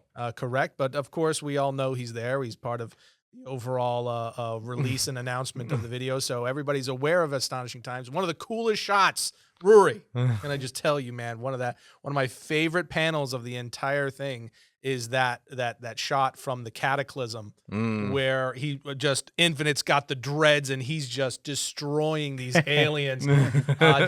You knocked that panel out of the park, man. Infinite looks absolutely incredible throughout the book, really. Yeah. But tell us a little bit, Arris, about Infinite. Who is Infinite, and how did you guys differentiate this guy, right, in a way that is going to make everybody not want to just go, hey, this is just Superman. Right. That's like the hardest part, right? Especially when you're doing like a character because if you say a character can fly and is super strong, they're like Superman, right? Like, automatically, even if that's not your intention, they're like going to compare him to Superman. So that was really, really hard, but really, really fun, because some people don't like OP characters, right? Because they're like, well, so if they can do anything, why is that fun? I'm like, but as a writer, I would say that's fun in the sense where it's like, it forces you to think outside of the box, right? So, because if you have this character that can do anything, it's super strong, and is like the character everyone looks up to this world, it's like, okay, what can I think up to be a challenge or a threat to this character? What situation could I put him in? And you really have to think hard, because it's like, what can defeat someone who's like pretty much, a god, essentially. Well, how powerful is he? Let's add that too. Well, his power is infinite. That's why it's called Infinite. So, like, to elaborate on that more, he draws his power from all life, right? So anything that's living or alive in the universe, whether it's sentient or not, he draws that power. So he draws his power from life, which I think Ruairi was touching on that a little bit earlier, where it kind of lends itself to the character where he draws his power from life, and he's like the guy in here. Like, he's the leader's one everyone looks up to. So I like the parallels of that, where like he saves life, he gets his powers from life. It's like a circle, right? the cool thing about Infinite is he was actually supposed to be a weapon to like destroy the world, right? But without getting in the weeds, he realizes like, hey, humanity wants to be good. They can be good if given the opportunity. Like these could be extraordinary people. So he turns on his people and is like, no, I'm going to defend them. I will be your champion, right? This is the ultimate backstory, insider's backstory right here. That's the real layman's terms of it. We have a really cool, origin and stuff that we're not going to give away here, but that's like the basics of it, right? Where he was sent to destroy. He realizes that people are worth fighting for. It's kind of like that archetype kind of thing. But we hope we did enough to it that's different and compelling because I really liked writing him. He's a super cool character. Yeah. Well, where does he fit into the overall story, do you think? How central is Infinite? He's one of our most central characters. Yeah. I feel like definitely. I feel like the way the story is paced out is we get our entry point with Koken, and Koken kind of gives one side of the story, and then when we meet Infinite gives the other side, and it's like our head and tails, I guess. Yeah, you could say, and right? Noah like is in the middle of it and still a little awestruck, but I feel like they both have very different perspectives and have a personal history with each other, which they need to resolve. Right. So it kind of brings it into a bigger view. Like we start little and blow up, and then by the time we get to the end, there's a very big picture of like what even happened here with all these characters, and that's when we leave it to Noah to kind of recontextualize and process and be like, what does this mean about how I feel about superheroes and heroism in general, and that's the like big nerdy structure of it for me. And as I said, it's not a spoiler. It's not like that we're gonna have Noah suddenly be like, "Damn, superheroes are awful," right? But I was interested in really using all this in all of our discussion, the fact that like Arris hosts Variant and interacts a lot with fans of superhero stuff. Think about what people like where the like almost like what the temperature in the room is. Sure. And then on top of that, like how do we translate that into a book that it sounds so grandiose and crazy to be like, oh, I want to recontextualize superheroes for 2021. And it's not going to completely shift the paradigm, but for me at least, I feel like get across my thoughts on like, hey, this is why superheroes are relevant in 2021. And truly like some of the themes of this story were something I was working on for a Superman pitch, and it just did not work with Superman because like he was, like you said, Ruairi, such a Boy Scout and has such a like solid, like very like I think there's a lot of room to do cool stuff with Superman, and All-Star Superman is one of my favorite comics of all time. But the character in of himself has like a very narrow worldview that is good, but like doesn't work for the kind of bigger thing we were doing. So I love the fact we're able to make our own characters who have a little more complexity and their moral views that we were able to kind of challenge a few things and push against that would feel unnatural if we tried to impose on an existing hero. Sure, It would feel like, oh, the writer's just trying to push something new. And that is why I think sometimes it's hard to write established characters, because like people will like a certain version of them, and it can feel like sometimes you can feel the writer's hand in there, and it gets a little too like gets a little too didactic. And I like theme, I like big ideas, and I like kind of like value to the storytelling, but I never want to have my hands in there and be telling people what to think. And the ability we had here to make our own characters, and again, have all of our characters have very different worldviews, allowed us to really smash them together to build something new, more than if we had like Superman, Spider-Man, or things like that. And I think we made Infinite how he would differ from like a Superman or something like that. He's kind of edgier, for lack of a better term. Like where if Superman's kind of like the goober, right? Like the classic kind of Superman where he's like, he's a reporter, he's Clark Kent. What a nerd. Clark Kent.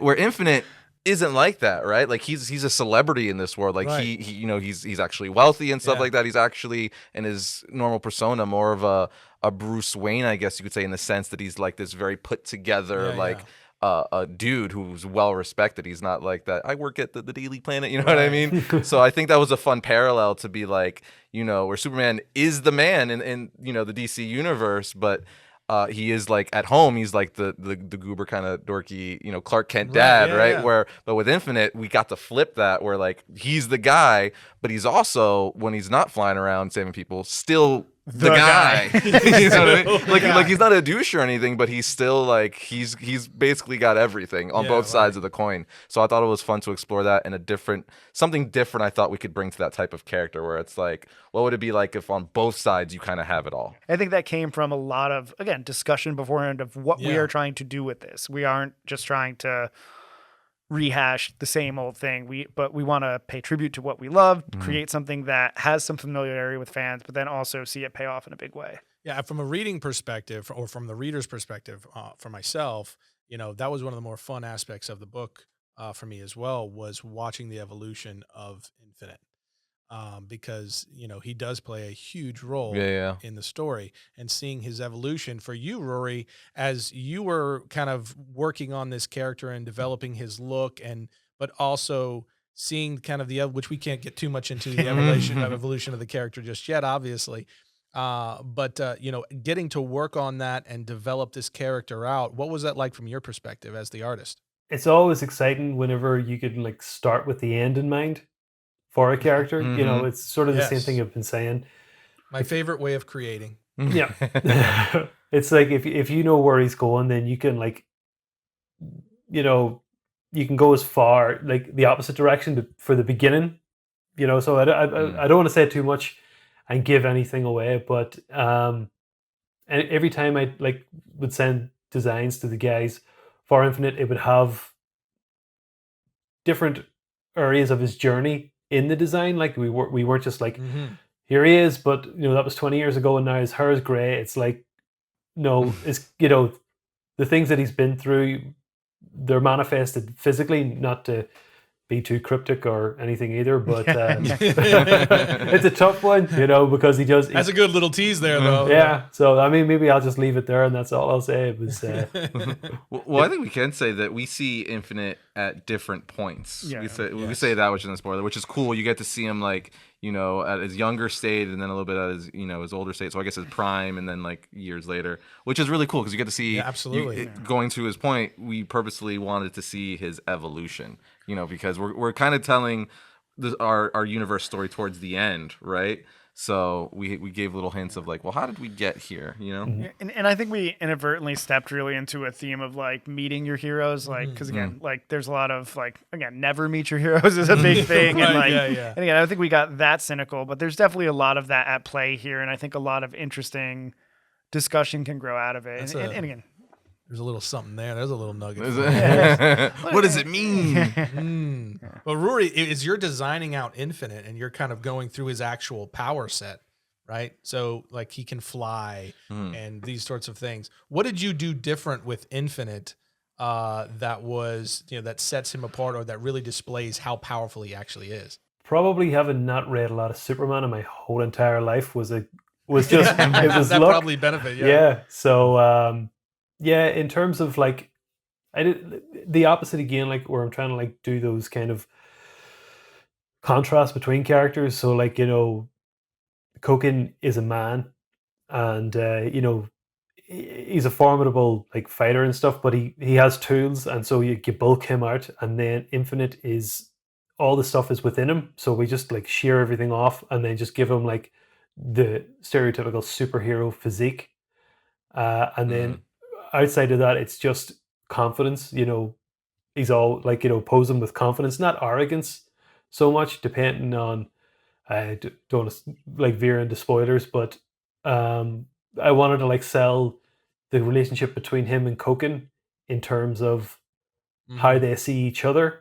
And so what everybody else might see is confidence, someone like Koken might take as arrogance. But aside from that, yeah, it's just it was the look to like make him as impressive as possible, but also he doesn't really have to like sell it with like an overly complicated suit or like to show off any of his powers. It's like he's a man, right.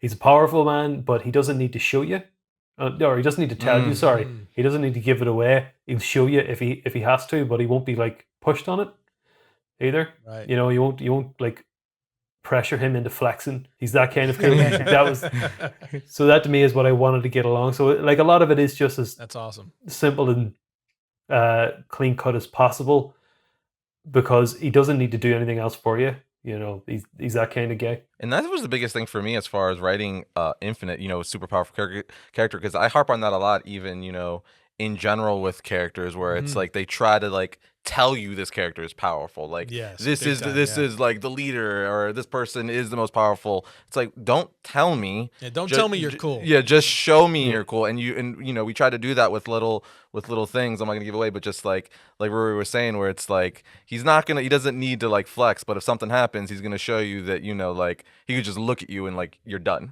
You know what I mean? It's that whole, you're gonna learn today. You're gonna learn it, so I don't have to say it. I'll just show you. And I feel like just with the to put a capstone on that, like I was very conscious of the fact that we were telling a story that had different versions of these same people, which allowed us to give them a lot more range and depth. Because like my like big fears as a writer when I write stuff is I don't want people to say this is generic or like this feels one dimensional. Yeah. And you can only try so hard most of the time. But with this, that's why we put all this time thinking of like, oh, I think there is a lot of interesting meat to our story about like the selves we present versus how we actually think of ourselves, which again is all stuff that I think, as we talked about what we like about superhero stories, I really pushed and think like, oh, what is like the cool thematic stuff in my favorite superhero stories, and how do we kind of package that all up? But you're still dealing with this character, right, that is insanely overpowered. Right. So, and this is like obviously a massive topic of discussion amongst all of geekdom, is when you have these characters that are just seemingly, they have limitless power. You've already said his power is infinite. Right, it's in his name. Right? You've already teased also that he is more powerful than Superman. He's more powerful than Goku, right? These are the arguments amongst geekdom. One of the most heated debates in all of geekdom, right? Superman versus Goku. And you're just openly saying like he's more powerful than both of them. Right. So what is the challenge of that? When you're as creators, as writers, as storytellers, what's the challenge? How do you meet that challenge of, okay, this is a character that literally can do anything.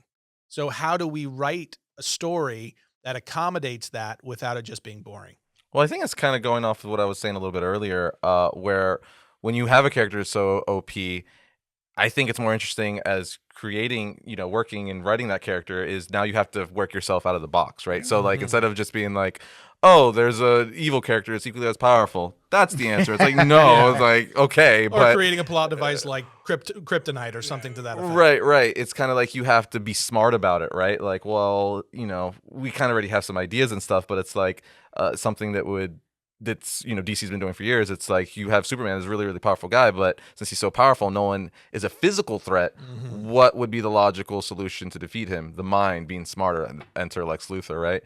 So I think that type of thing, like not doing that, but thinking of clever ways like that, where it's like, if we can't beat him physically, well, what can we do to be a match for him, or what exists out there that would make sense to be a weakness to him? You know what I mean? So I think that's actually more fun, because I personally, I think you too, we just, at Ruairi as well, we just love the big action scenes, you know? That's why I like the Hulk and all that stuff.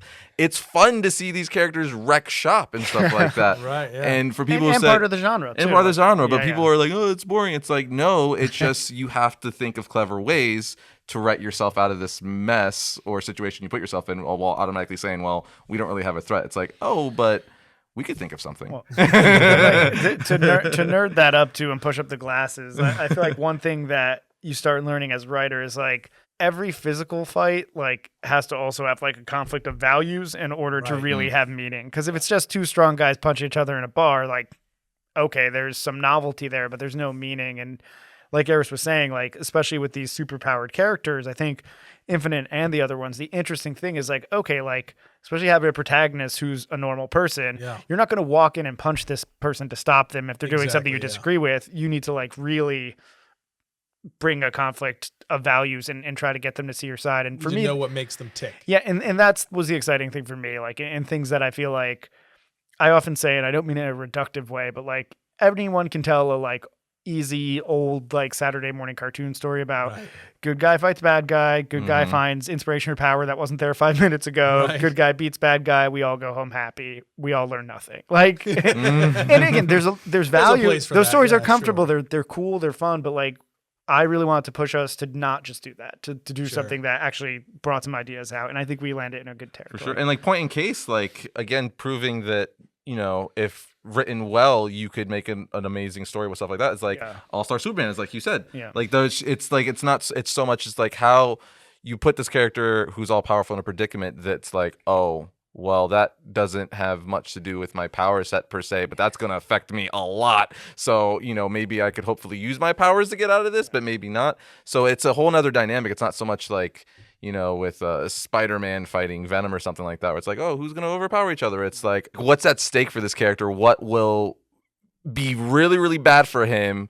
if this doesn't work out? Like, what do they have to lose? I guess is what I'm trying to say. So it's fun to think of those kind of things rather than, because you could have the fights in there, but it's like, it's totally like what you said. It's cool to see people smash each other, but if there's nothing to lose, then what? So that's the real, I think. Similar to giving Superman a family. Like a human mortal family. Right. Because if he had, you know, he didn't have anything, it's like, what does he really have to lose? As powerful as he is, he can only be in one place at one time. Right. Or just being smart with what you choose to embrace. Because I think one of the things I love about All-Star Superman is the creative team leaned into him being kind of like a god and like thought like, okay, like what are Superman as God problems? Not, oh God, we need to humanize him and give him some human problems. And I think that kind of take is really smart on a writer's point of looking at this character and not trying to shove them into a box, but finding what works with them. Like, and I think it's really teachable in that way. And when a lot of times people approach these characters, they almost have like a story mismatch for the type of character it is. And sometimes that can be really cool because there's like juxtaposition, but sometimes you want to service something that's not there. And it just goes back to creating our own thing is so great because we can make it fit like properly and organically, not try to superimpose some kind of story that doesn't fit with these characters. That makes sense. Now for you, Ruairi, what was it like? What were the challenges on your end as far as like creating that aspect visually of how do we tell the story of this super powerful being in a way that makes sense and doesn't have the audience going, well, that's a simple fix. Why didn't they just do this? I think it's difficult to talk about without going too far ahead in the story. And like going into spoiler territory. Spoil the life out of it, Roy. Just go ahead and do it, man. It's like the thing for me was like, so we've already kind of discussed that the cataclysms happened, like the climatic Marvel movie thing has happened 20 years ago. And that's something that, you know, the most powerful being in any universe can deal with. But then what's next? You know, if your aspirations are to save the world, to help mankind be as good as it can be, but you just can't punch that problem, you know, like you can't solve that with like heat vision or punching, but you still have like all these resources. Like what do you do? So it kind of veers them off from like just trying to like sell up the great. It takes them, it again deconstructs them, because it's like, how much do you really want this? Right. You know, like if this is what you say you want, how what happens whenever you can't do it the only way you know how? So in terms of like designing him, it was a simple thing of like all that stuff we talked about before about making him look as cool as possible. Not that we're trying to not make him look cool, but it's like, if that's not working, what do you do? Where do you go then? So it was a struggle. I can't really say anything without sort of giving away any spoilers, but it was tough. But in summary, it's not easy. But it goes back to the point where if you have, you know, creating a character that's so strong, you have to do something that, like you just said, he can't punch his way out of. So I think that's really cool, and hopefully they enjoy what we came up with. Yeah, well, that makes sense. But that leads us to the last character we'll talk about today. There are other characters that are going to be introduced later down the line that we won't get into today, but are going to be introduced later down the line. But Gold Rush. Yeah. Let's talk a little bit about Gold Rush before we wrap up, and tell us, Frank, tell us about Gold Rush. Who is he? Why is he important to the story? He comes in pretty early, but what can you tell us about him? So Gold Rush is a character, and I think one of the first characters we kind of came up with, Arris, that is... He was one of the first three. Yeah. He's our Trinity. Yeah. When we started designing the story, clearly we're like, oh, well, we want to create these like golden age superheroes who were kind of the apex, like kind of the almost like Justice League of our world, and like the big heroes that everyone kind of rallied around and were inspirational. And we're like, okay, what power set should they have? And Speedster clearly came to the forefront of that. And for me, and Arris and I talked a lot about this, clearly the most iconic one I think in the zeitgeist is the Flash, and the Right. Flash has a Obviously, long yeah. story history with tons of different iterations, tons of different characters. So the immediate challenge is like, okay, how do we just make not a Flash character? Right. And It's hard. yeah. Well, and then I love like because you thought of the name, which I thought was a cool like fun pun. Like obviously Gold Rush Yeah. doesn't normally mean What was the Wu-Fang. inspiration for that specifically? Gold Rush, the name. Well, I like the term rush, obviously, because I speed. was going to ask if you were a 49er. No, I know nothing about sports, but I'm laughing at this joke. it was pretty much as simple, like, going on Google and thinking of like another, Googling other, words for speed and stuff like that. And I saw rush. I'm like, that's cool. And then I'm like, well, what's a different color that's not really used too much? Because you have the reds, the blues, and the greens. Those are like the most common superhero colors. So it was just like kind of mashing stuff. Like eventually landed on Gold Rush. I'm like, oh, Gold Rush sounds cool. It's like that's dope, and it kind of sounds nostalgic, right? Yeah, like sure. a legacy type hero, which was also what we were going for. So I was like, "Yo, Frank, you like Gold Rush?" He's like, "I dig it." Ship it. Yeah, and there he is. Frank's like, oh, that sounds old timey. Yeah, and I think that is a fun aspect. But like again, we want him to be almost like a hero's hero. Like he's someone who took place in the Cataclysm, fought against them, and when we see him, he has like a really like solid demeanor about him. He is he's not no nonsense, but he's very like straight up. He's believes in being a superhero. He wants to hear both sides. He's not clearly like has one interpretation of being a hero, but he is also a peer for our superheroes. As again, we do focus on Noah a lot, who is a human and clearly just looks up to these people. So it's interesting when we see the superheroes talking amongst themselves, because clearly there's a hierarchy there. There's levels of respect and things going on. And with Gold Rush, we really wanted to have a character who was a peer to these other superheroes and show like how almost like a more neutral party would treat them. Like and there are a number of plot elements that are pitched to different characters in this universe by other characters, and it's interesting to see who reacts how. And Gold Rush was one of the characters who we could have react from that hero perspective. So for me, he was just like the embodiment of like what were these classic superheroes like in our world, and like he is almost like the like best of the best of that in a way. For sure. Like oh, this is the ideal. As far as power set going off that, seeing how we gonna make him different from, like, let's say the Flash, because you got Quicksilver, Mutant, right? Flash, Speed Force, chemicals go on him and all. Mean Streak from X-Men 2099. One of 5 different iterations of the Flash. Yeah, so it was like, how can we make, he moves fast, but what can we do to make that different? So, we came up with the idea of like, well, what if he steals or borrows his powers from kinetic energy, right? He could just take anything that's in motion and store it up as his speed, which, I'm sure it's been done before, or probably, you know what I mean, comic books. But I think we did something different with it. And the hardest part was just thinking of new ways for him to use his speed, I think would be the thing. Because it's like, all right, all these characters run fast, but I think what sets them apart is how it visually looks, which is a big thing with, Ruairi obviously had a big hand in. But then Ruairi, make this look like nothing ever before. Bye. No sweat. But also like thinking of cool ideas of like, all right, obviously he could run fast, move his hands and stuff really, really quick, but what else could he do with this speed? So constantly like pushing that barrier of what, if you could move really, really quick and your molecules control everything in your body, what could you do with that? Yeah. So that's hopefully what we're bringing new to the speed character. That's dope. Well, Ruairi, you were told to draw something iconic really quickly. So what was your inspiration for the look of Gold Rush? Where did you pull from anything specific, or did you go back to 1800s gold mining like Arris did? They all like the name, okay? Prospect or Arris. Yeah, exactly.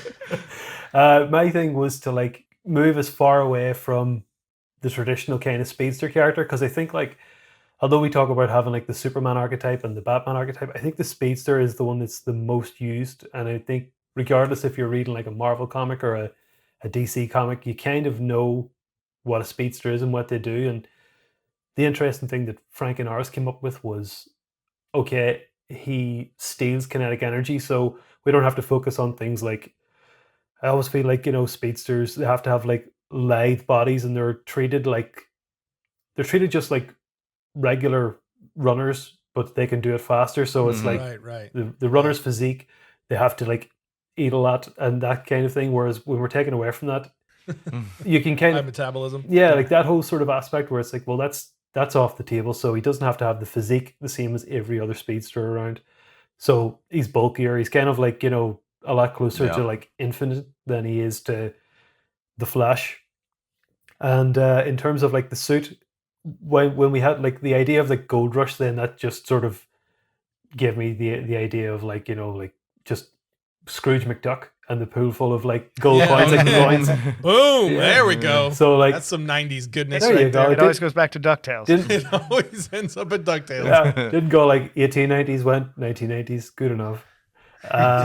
So like so for the suit, because I was thinking like I couldn't do it like a fully gold suit for a couple of reasons. One, like that's a lot to look at, and also from drawing like C-3PO in Star Wars, I know like rendering gold is a pain in the backside. So I thought those two things came together to be like, well, have like gold circles on a suit, and then we do a thing that I always love from the anime movie Akira. Like whenever the motorbikes are racing and you get those lovely light streaks behind everything, it's like, well, then they can literally be like. That's my favorite part. That's my favorite part. Yeah. So the streaks when he runs. That's exactly what I was just trying to do then, was like hammer something that I liked. And then it means you can keep the suit kind of simple enough, superhero-y, but without it sort of veering into like, Flash territory where it's all like one color.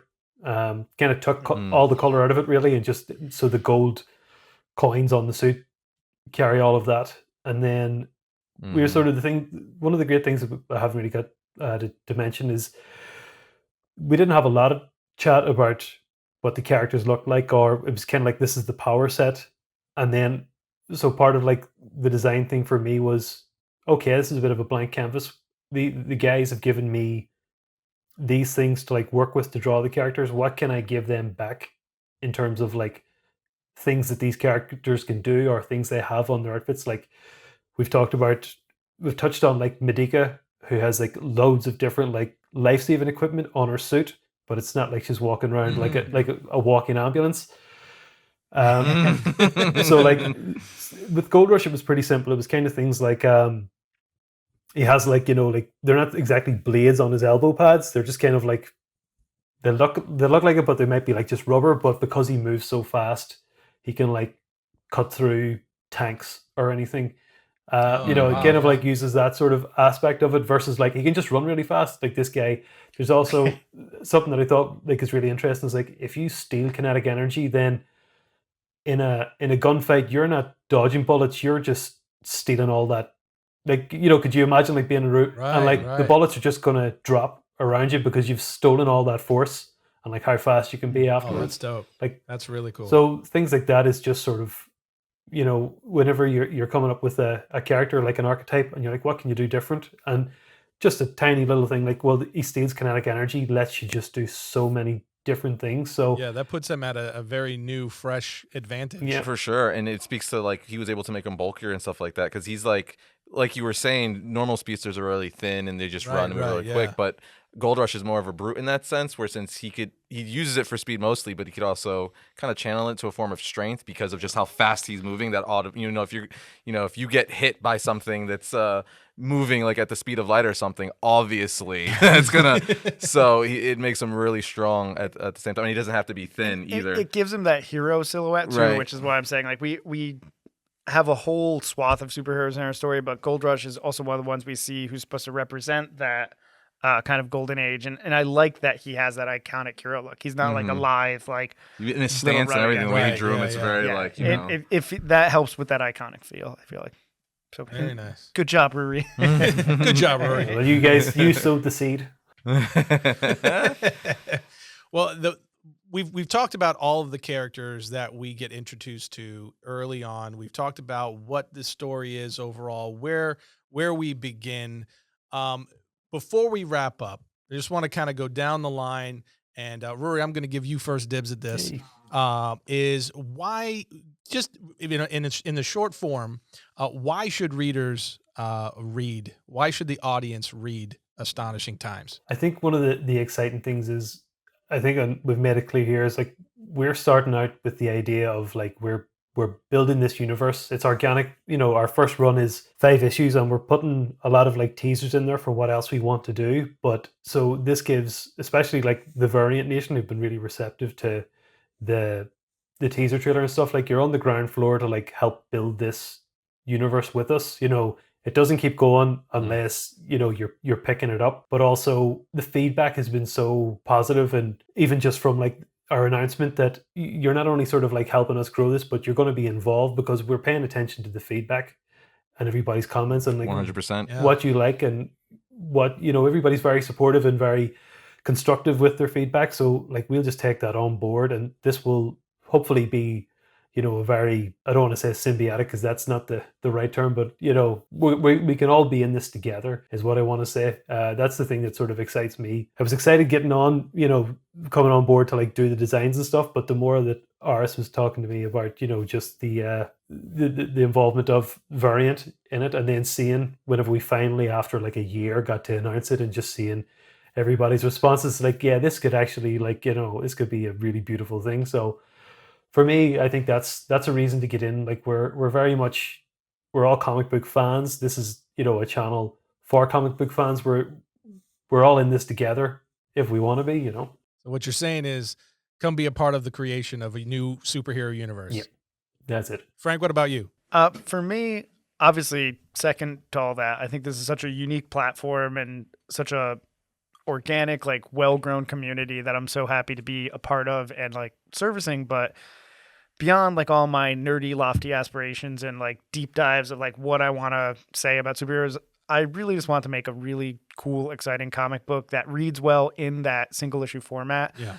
I like when I fell in love with comics, I would love going to the comic store every week and be like, just like literally so excited to see what was happening in my favorite books. And like, as I've grown, like, and written a lot, like that's a part of the experience I really like, and why we're sticking to this monthly format. I feel like we really paid attention to like cliffhangers. We really paid attention to like how much we're giving you in the pace. And I just want to make a cool book that people can enjoy, that in, like Ruairi said, we know we have this community who's working with us, and we want to give you guys stuff to talk about. We want to give people little things to be excited about, to think about, and like really just all be part of a fun discussion all around something we all love. And like to be able to create something like that is awesome. And you never know if it's going to hit, but like I'm already immensely proud of this book and feel like I've spent 10 plus years writing comics to get to this point so I can make a book at this quality level that I'm just so excited to share. And the reason I write comics is I love the process of creating. I love the fact that then an artist takes it and you get to see it. And typically, like, my baseline for success is if I'm into it, I'm happy. But at this point, I'm so excited about it. I can't wait to share it with everyone. So how about you, man? Well, Arris is just bummed. No, what is that scene of characters? I'm just happy to be here. Well, quite literally, you know, to start off, this is a dream come true for me, right? Like this is the first. This is the first time I'm writing a comic book, and the fact that I get to do it with, you know, Frank over here and Ruairi, two people that I that I, you know, become really good friends with, and we mesh so well, and just, you know, our idea for this book has been great. So just accomplishing that alone, one, being able to doing it, right? Doing it, having the opportunity to write a book, because, you know, just being able to say I wrote a comic book is a dream in itself, right? And so many people have such a hard time to even get to that point, let alone it even being successful or not, right? So I'm just so appreciative to that, to everyone who's helped, you know, the Variant Nation who's watched and kind of like now get to follow that journey of like seeing me for years, and now, like, you know, because that was one of the things I took away most from the announcement video, where like how many people were excited and happy for me. I was like, that's so, see, the world is good. Astonishing Times is right. Having this many people stare at my mug for a few years did pay off. Who knew? That was the biggest takeaway for me, because obviously I was excited that, you know, the video did well and the reception was good, but just, you know, people being excited for the book and wanting to read it, but also them being like just genuinely happy for me personally as they've been following, but then, you know, getting to share that with Frank and Lauren and Ruairi and everyone involved. It's been awesome. But also, this is like everything I wanted to do. Like, so you never know if this is going to be, you know, the last thing you're ever going to do. Like, this could be my first and last, right? Hopefully it's not. I don't intend for it to be. Feeling never goes away. Right, but you don't know. So it's like one of the big things when talking to Ruairi and Frank about it was like, you know, we've said it throughout this whole roundtable here, is I want it to be a love letter. Like, what if this is the only shot I get to, you know, create a superhero universe and new things? what do I want to put in it? What can we put in it? And I think we've done a lot of things where, intentionally I was like, well, Frank, in this issue, we have to do something like this because that'll be cool. Yeah. And, hosting Variant for so long, I think I got a pretty good pulse on our community and the comic book community here to see what they want. So I would definitely say if your taste aligns with mine, I think you would enjoy it because it's it's definitely everything I love, obviously. So I'm just excited for people to read it, to see what we did, what we came up with, and really just thankful more than anything. And I hope we don't let people down. We love it. And I think we're not.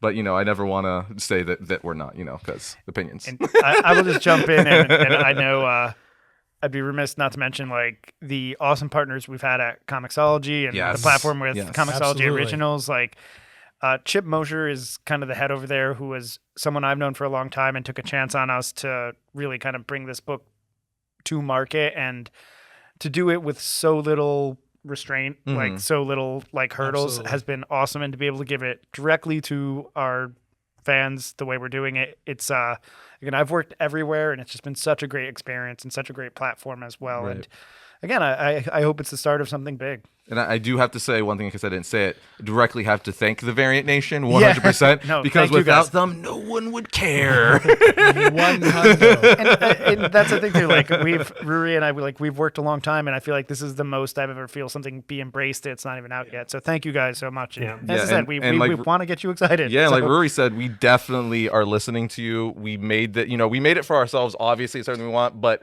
clearly for you as well.